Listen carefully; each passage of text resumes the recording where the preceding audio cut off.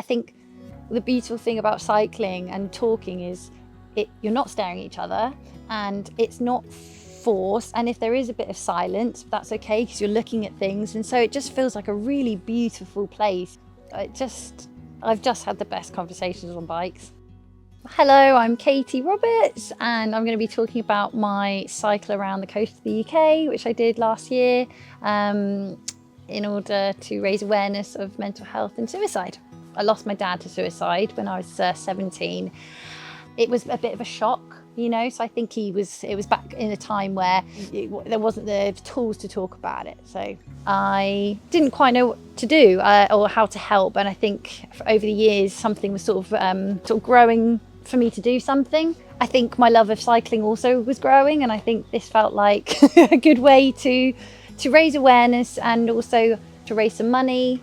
And I wanted people to join me as well that had also either suffered with mental health or had lost someone to mental health, like myself. So that was the idea. And it was 3,500 miles, and took me just under 3 months, and it was bananas. People that I met along the way made the whole thing. That was the best bit of the trip. I remember I met a guy in Scotland who was like 6 foot tall, like massive shovel hands. He was a farmer, and I was like, what are we going to talk about? But we just had the best day. And he lost a friend to suicide, and I think in the farming industry that's quite tough, and he didn't really have an opportunity to talk about it. So it was like a really beautiful day, and I actually met someone got in touch. They saw a photo I put up of me and my dad, and he got in touch saying that he had tried to take his life a couple of times. He said he had a little girl, and he connected with what I was saying and felt like he hadn't really thought about it from my point of view or his daughter's point of view, and he actually joined me for some of the ride, and that was pretty special, just to kind of chat from two very different sides.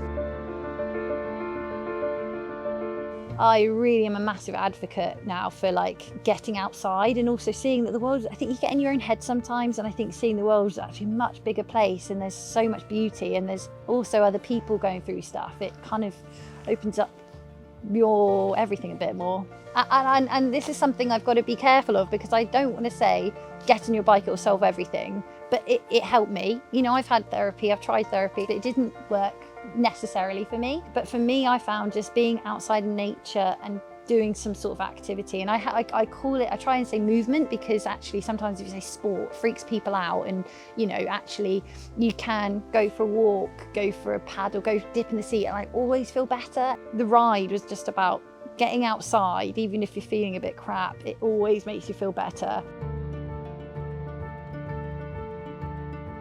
My dad, he'd be so proud.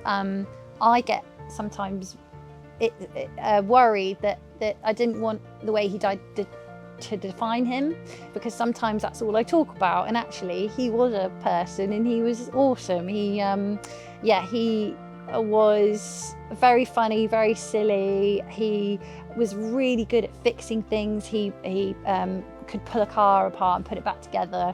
On the ride, there was definitely times where I was crying, I don't want to do it, and I was like, nah, dad's in my ear being like, you've got this, and I'm so glad, because I've got a little bit of grit, and I know he'd be like, yeah, you got this, girl. So yeah.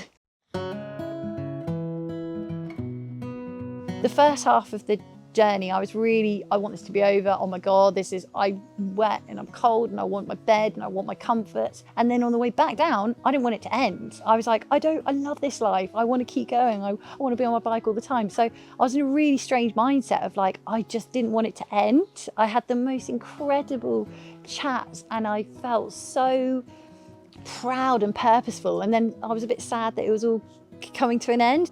I had some friends that joined me on my second to last day who own a gym that I go to. I was saying I'd love to do a Sunday ride or a weekly ride, and they were like, let's do it. I needed that when I got back. I needed a purpose, and it's been, I love it so much.